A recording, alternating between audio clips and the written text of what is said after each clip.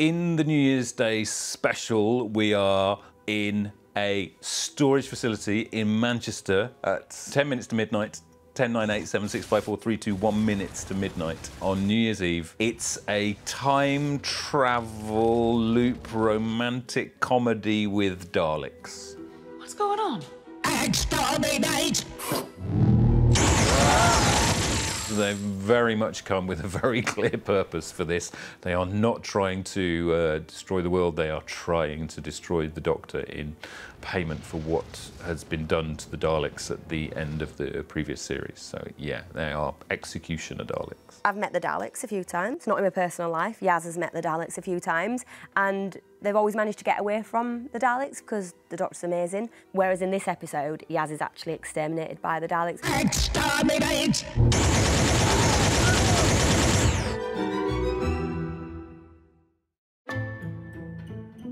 So in the New Year's Day special, we were really lucky to work with Ajani Salmon and Aisling B. I've met Aisling before, I'd never met Ajani. I knew how lovely Aisling was going to be and how hilarious she is.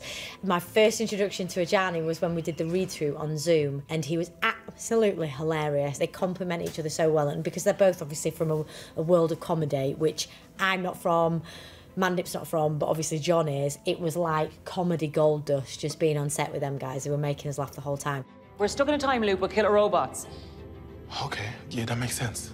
Does it? Because I actually thought I was losing my mind. It's really, really difficult with Doctor. You don't really get any rehearsal time, and you know, we're doing quite a volume of material. So they sort of get cast in isolation, and then the first time they kind of met was on a Zoom read-through, and you've got to try and read chemistry with these two actors that have to kind of fall in love on screen, and they just knocked it out of the park from day one. I know Aisling from being a stand-up. We've gigged together at various places in the past, so I knew Aisling.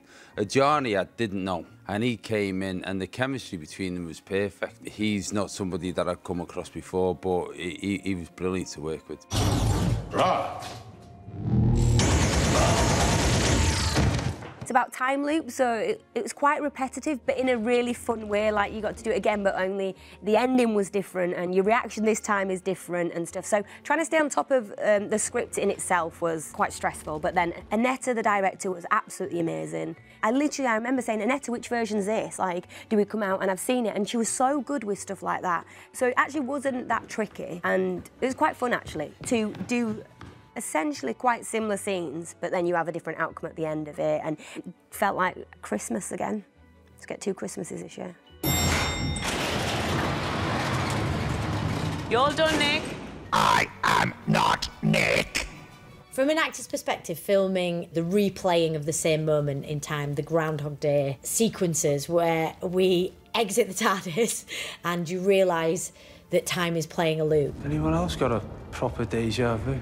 It's actually really fun to shoot because you end up shooting really quick because you've set it up.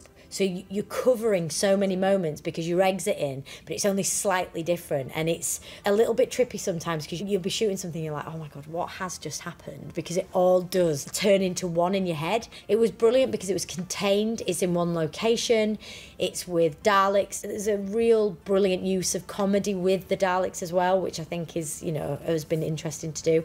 But also, you know, it was just 5 of us the entire time, and that was so much fun. So we're dead. Second time round. The inferior human is correct. Who are you calling inferior? You. Assessment has been made. Pretty smart Daleks. From a personal point of view, getting killed by the Daleks was just ace. It almost fulfilled a life ambition when I used to hide behind the couch because I was scared of them, to think that one day I'd be taking them on and having a fight with them. When the script came through and it said that, you know, you're going to be in with the Daleks, next to walking onto the TARDIS, facing a Dalek, is what everyone who ever watched Doctor Who wants to do.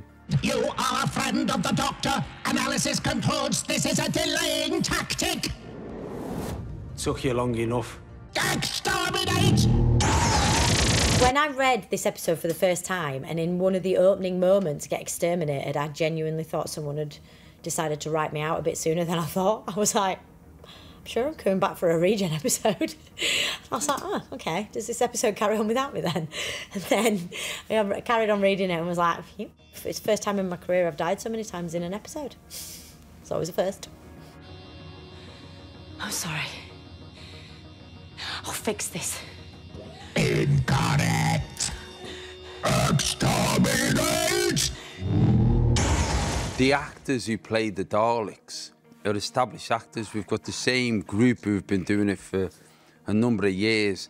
And so they've got the Dalek movements right down. So even in rehearsal, where they rehearse without being in the Dalek casing, they've got a Dalek way of moving. It's brilliant. You know, there's an actor in there. That encasing doesn't get away from the fact that they're doing such a great job as actors, so that when you're acting against it, you're not acting against a plastic form. You're acting against the actor that's in there, because you can almost sense all of the evil that they're trying to project through it. It's a skill in its own. Why are you killing these people? Should we just go? I'm using my sonic to jam its weapon systems. Sonic device will not override my weapons. Yes, it does, because I've used it before. Correct. Daleks, learn. Exterminate. Not like this.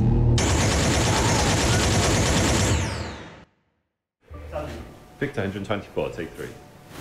Annette Lawfer, the fabulous director of this episode, she was really, really careful, her and Robin Wienery, the director of photography, and how they framed the Daleks. And framing is all, because basically, you know, the Daleks we're using in this special are sort of more old school Daleks, so you've got operators inside, and depending on how you frame them, and depending on how you shoot them, they can look incredibly cinematic and menacing. Daleks are not fair. And I think it's all power to Annette and Robin. Some of those wonderful long shots down corridors, the use of Atmos on the screen, sort of mist and smoke machines. The use of lighting is so key in this episode as well. It's very interior, it's very dark. So all things that lend themselves to making the Daleks look as threatening and menacing as possible.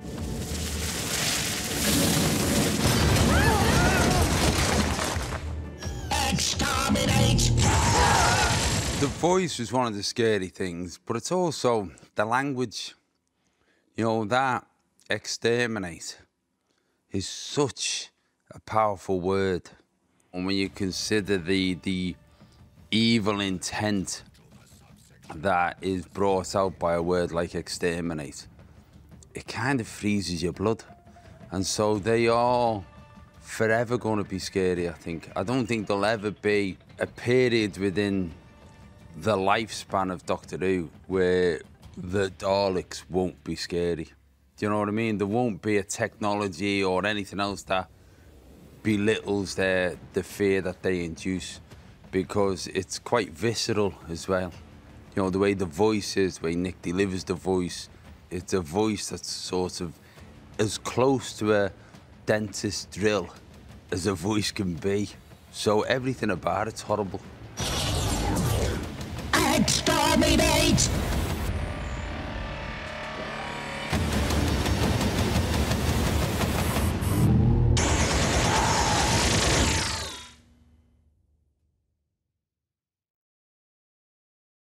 Don't forget to click below and subscribe to the official Doctor Who YouTube channel.